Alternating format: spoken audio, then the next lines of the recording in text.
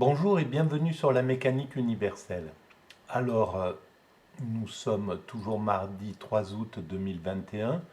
C'est la partie 5 de ma lecture de Michel Hulin. Qu'est-ce que l'ignorance métaphysique dans la pensée hindoue? Je continue ma lecture et nous allons arriver dans la partie qui s'intéresse au langage, l'importance du langage dans l'humanité.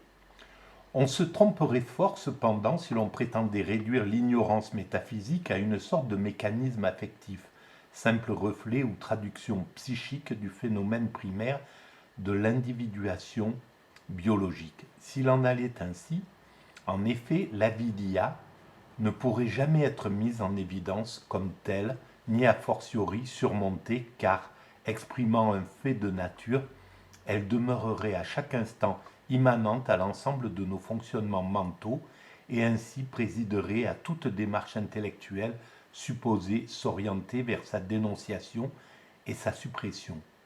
Alors l'avidya, c'est l'ignorance métaphysique, le non-savoir. De plus, une telle conception, en assimilant implicitement l'intellect à un simple instrument au service des pulsions biologiques, ne rendrait absolument pas compte de ce dernier en tant que pouvoir fondamental de réflexion et de compréhension. Aussi bien, la spéculation philosophique indienne s'est-elle, de tout temps, orientée dans une autre direction. À cet égard, on ne soulignera jamais assez le rôle central qu'a joué ici la réflexion sur la nature et la fonction du langage. Et le langage, évidemment, c'est quelque chose de très important dans l'évolution de l'humanité. Par rapport aux animaux, nous parlons beaucoup, nous verbalisons, et c'est peut-être aussi quelque chose qui nous sort de cet état de pleine conscience qu'on pourrait ressentir bien souvent. Peut-être pas, c'est à réfléchir. Très tôt en effet, à la suite de Panini, vers 300 avant Jésus-Christ, fondateur de la grammaire et de la linguistique, déjà à l'époque, l'hindouisme, il faut y réfléchir, divers auteurs ont pris conscience que la langue pour eux, avant tout le sanskrit, ne se réduisait nullement à un simple instrument, en lui-même inerte et neutre, d'expression des pensées, mais possédait une structure propre capable d'informer les données de l'expérience perceptive brute et de nous proposer ou imposer un certain découpage du réel. Voilà. La fonction du langage découpe le réel, le transforme et en fait accentue, c'est mon point de vue, accentue l'illusion et nous maintient dans cet état d'illusion.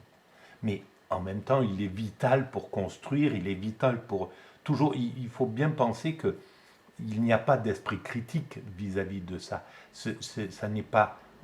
Je prône pas l'idée de la pleine, le plein éveil, cet état de justement originel de la conscience où on serait en extase permanente, etc. Même si c'est, selon moi, selon la mécanique universelle, le but de l'humanité. Mais voilà, c'est théorique. Je parle de ça de façon théorique. Ça n'est pas en aucun cas quelque chose qu'il faut chercher pour l'humanité. Peut-être pour soi, celui qui veut en faire l'expérience, qui veut chercher à expérimenter cela, c'est une chose. Mais l'humanité doit accepter cette illusion, d'être dans l'illusion. Et dans la mécanique universelle, je dis, c'est une illusion nécessaire à laquelle on doit croire. C'est bon, c'est bien, et c'est ce qu'il faut faire. Il faut croire en la vie telle qu'elle est présentée, telle qu'elle nous apparaît. Voilà, c'est important pas- pour exprimer notre potentiel, fournir ce qu'il y a à fournir à l'évolution de l'humanité, etc. mais sans oublier que le fondement, comment l'homme peut devenir incarné Brahman, Dieu, c'est en touchant sa conscience originelle, avant l'ego, avant tout ce qui sert à construire l'humanité. Ici, deux grandes orientations se font jour.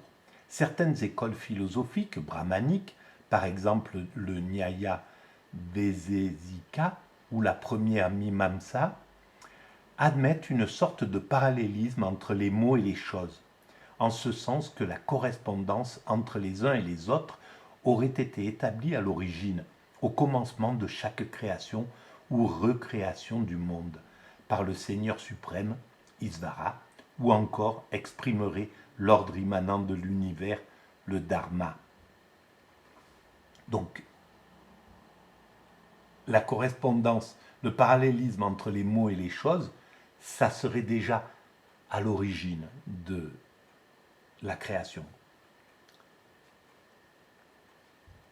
Toutes ces écoles enseignent que les principaux types de mots, substantifs, adjectifs, pronoms, verbes, etc., ainsi que les cas, nominatifs, accusatifs, etc., et les relations syntaxiques à l'intérieur de la phrase correspondent à autant de catégories du réel, ou padartha, littéralement objet de mots.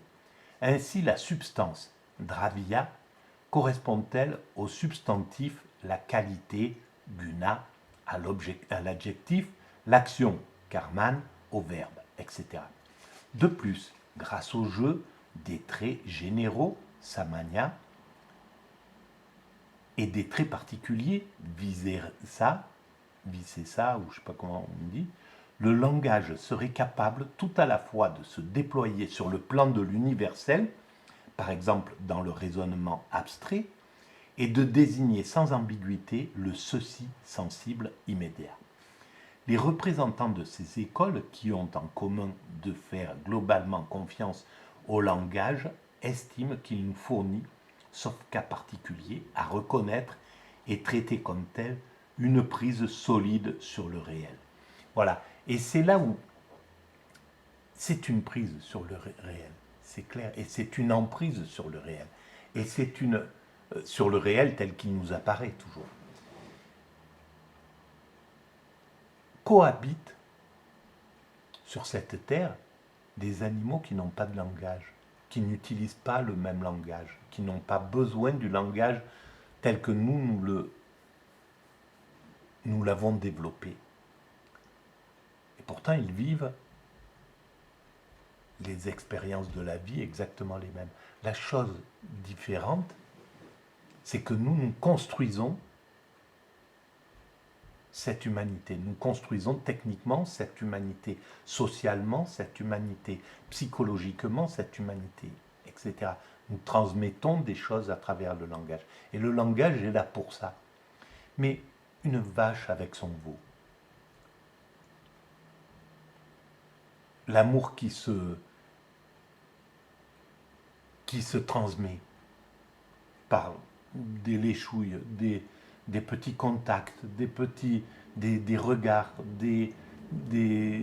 voilà, des proximités, l'attention qu'elle porte, tout ce qu'elle exprime, tout ce qui exprime entre socialement dans un groupe de vaches avec leurs veaux, etc.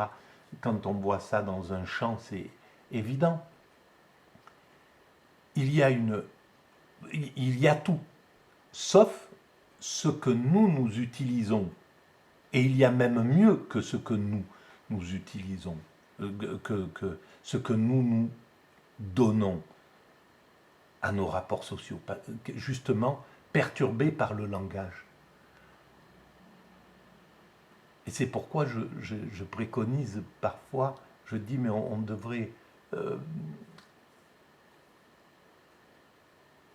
diriger les couples qui veulent avoir un enfant à regarder se comporter des animaux sociaux, les vaches, les moutons, voilà les chats, les chiens, etc., quand ils sont en famille nombreuse, etc., ou en groupe, pour voir, pour comprendre la meilleure façon de transmettre de l'amour à ses enfants. Et qui ne passe pas par la parole, qui passe par autre chose. Et donc, voilà, je pense que ça serait un gain pour l'humanité de donner ça. Parce que la parole, elle, elle rayonne de partout. Elle, elle s'initie de partout. Et même là où on n'en aurait pas forcément besoin. Dans une relation d'amour, par exemple, on n'a pas forcément besoin de la parole. Mais il faut avoir l'âme qui va avec le silence. En même temps, il s'avère, et ce n'est aucunement un hasard, que la plupart d'entre eux n'adhèrent que du bout des lèvres à la doctrine de l'ignorance métaphysique. En revanche, d'autres courants de pensée, au premier rang desquels le Samkhya Yoga, le Vedanta et l'ensemble des écoles bouddhiques, tirent de Panini un enseignement tout différent. Non qu'ils remettent en cause la validité ou la pertinence technique de l'analyse des faits linguistiques proposée par les théoriciens du sanskrit, mais cette structuration du réel opérée par le langage leur paraît à la fois refléter l'ignorance métaphysique et contribuer de la manière la plus insidieuse et la plus funeste à la renforcer. Évidemment, voilà, c'est exactement ça. Cette structuration du réel qu'est le langage. Voilà, à la fin de... Le temps s'arrête, voilà, il est 17h21, à 19h, c'est l'heure de manger. Là-bas au fond, c'est la fin de ma rue, etc. Toutes ces choses qui cadrent le réel renforcent cette illusion, renforcent notre illusion, et nous plonge et nous immerge de plus en plus dans cette illusion, en somme. Voilà. Et c'est peut-être pour ça que le néolibéralisme actuel nous renforce encore plus dans cette illusion. Et c'est peut-être pour ça que l'expérience que nous sommes en train de vivre avec le Covid nous sort justement de cette... et une sorte de sauvegarde, une sorte de... C'est peut-être le moyen du divin de nous ramener après tout ce labeur, parce que le néolibéralisme avait sa raison d'être, il a fait son travail, etc. Il était là, même s'il nous a plongé encore plus dans l'illusion et dans la surdité et l'incompréhension spirituelle des choses. Il avait sa raison, il était important, il était aussi important que tout le reste, puisqu'il a eu lieu. Mais, justement, ce que nous sommes en train de vivre est en train de nous ramener, de nous sortir peu à peu de cette illusion, et de nous ramener aux réalités plus fortes, justement grâce à l'idée que nous sommes mortels, mais en le regardant réellement, en le comprenant, en étant obligé de le regarder. Et donc de prendre conscience de la valeur de la vie, de ce que c'est que vivre, que passer son temps sur cette terre.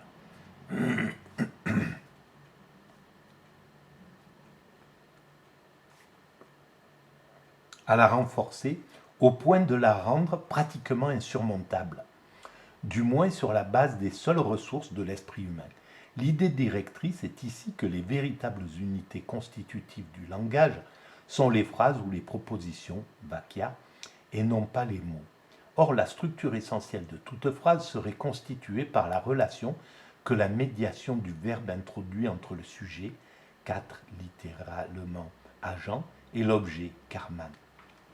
Les autres termes présents dans une phrase donnée ne servent qu'à qualifier soit le sujet, soit l'objet, soit les modalités de la relation. Je vais sauter un petit peu les choses là, parce que c'est compliqué pour moi déjà de comprendre. Voilà, l'important c'est de comprendre le fond. Et c'est ainsi que l'ignorance métaphysique viendrait cristalliser dans la forme même du langage de la vérité ultime, c'est-à-dire de l'absolue réalité du soi, ce que nous sommes à l'origine, l'absolue réalité du soi, l'extase, Dieu.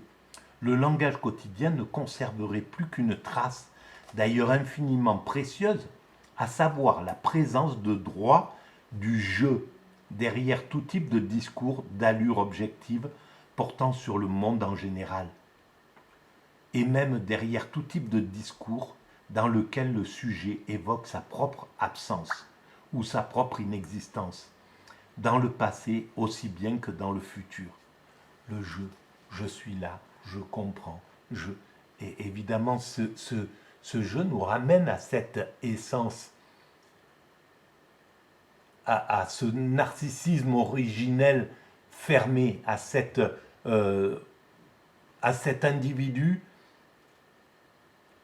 tourné vers lui-même, de l'origine du bébé, du premier bébé, quoi. Dans le passé aussi bien que dans le futur. Mais pour tout le reste, le fonctionnement du langage, la participation à l'intersubjectivité du discours suppose un sujet concret qui s'attribue une origine dans le temps et une localisation dans l'espace, qui se reconnaît diverses déterminations comme des qualités physiques ou psychiques, qui poursuit des buts propres et entre pour cela en rapport avec d'autres hommes, rencontrant tantôt le succès et tantôt l'échec. En d'autres termes, le soi intemporel identifiable au Brahman, ce dont je parle, le soi intemporel identifiable au Brahman, autarcique, ce que je dis le narcissisme initial, autarcique, transpersonnel, s'apparaît maintenant à lui-même et d'abord s'énonce pour lui-même sous les espèces d'un moi empirique, porteur d'un caractère et d'une identité sociale, ce que je suis, voilà ma personnalité, mon ego qui se perd dans l'illusion, mais qui en même temps vit avec le monde, a des désirs, des craintes, des joies, des peurs, etc. Sujet du désir et de la crainte, jeté dans le monde au milieu de ses semblables. Voilà. Foyer vivant de toute intentionnalité et sujet ultime de tout discours, le moi se perçoit ainsi comme une unité ontologique autonome, lestée dans chaque cas d'un contenu particulier et insérée en un endroit précis de la trame des événements du monde. Conçu de cette manière, le sujet possède un double principe d'unité. D'une part, l'unité monadique absolue, celle du soi, laquelle étant d'ordre transpersonnel ne comporte aucune détermination particulière. Voilà, ça c'est le soi originel, avant que nous soyons conscients du monde, voilà, avant que nous soyons conscients de notre nom, de notre prénom, de notre etc., enseigner au langage. Aucune détermination particulière, elle ne l'oppose pas à d'autres sujets, d'autre part, greffée sur la première et la recouvrant au point de l'occulter, une unité empirique, psychologique, sociale. Voilà. D'autre part, greffée sur la première et la recouvrant au point de l'occulter, une unité empirique, psychologique, sociale. Ce surmoi, en somme, c'est pas le terme, puisque ça veut dire autre chose, le surmoi en psychologie, mais ce moi social qui vient par-dessus et qui étouffe en quelque sorte ce moi originel, voilà, par laquelle il se différencie de tous ses semblables. Donc, confirmant et renforçant jour après jour cette forme de conscience de soi en la réaffirmant sans cesse à travers son propre discours, le sujet tend naturellement à la projeter sur tout ce qui advient à l'intérieur de lui-même et autour de lui. Voilà, c'est ça. On s'encombre, on encombre